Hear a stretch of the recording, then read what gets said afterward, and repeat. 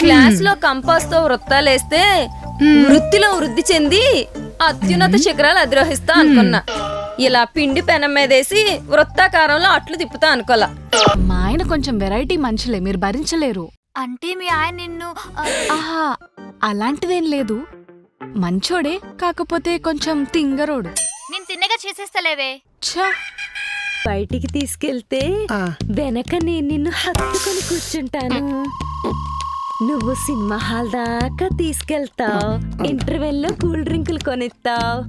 నేను కొంచెం తాగి నీకిస్తే నువ్వు కొంచెం తాగి నాకిస్తావు. ఎలా ఉంది? డ్రింక్ ఎంగిలైపోయి ఉంటది.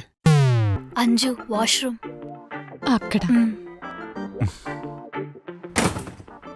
బ్రో, మీరు కూడా వాష్రూమ్కి వెళ్ళరండి. దేనికి? సమానత్వం కోసం. అమ్మాయి వెళ్ళి మీరు వెళ్ళలేదనుకోండి, సమానత్వం ఉండదు. వెళ్ళండి.